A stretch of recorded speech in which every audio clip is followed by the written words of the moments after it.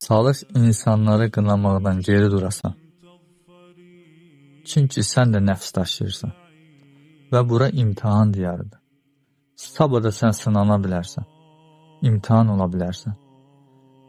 İnsanlara məsxərə etmə günahından dolayı. Bir hədisdə Tirmizidə belə rəvayət olunur ki, Allah Rəsulu sallallahu aleyhi və səlləm belə buyurur.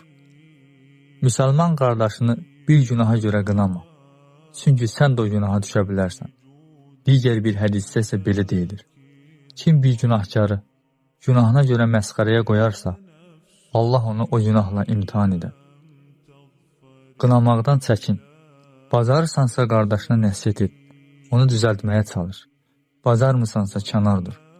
Sən də nəfis daşıyırsan. Qardaşın bu sınaqda, bu imtihanda öz nəfsinə məğlub olub, nəfsi onu məğlub edib. Çalış ona yardım edəsən. Ey nəfis daşıyan kimsə, unutma ki, sən də bu harama düşə bilərsən. Ola bilsin ki, sən bu günahları etməmsən. Amma sabah sən imtihan ola bilərsən.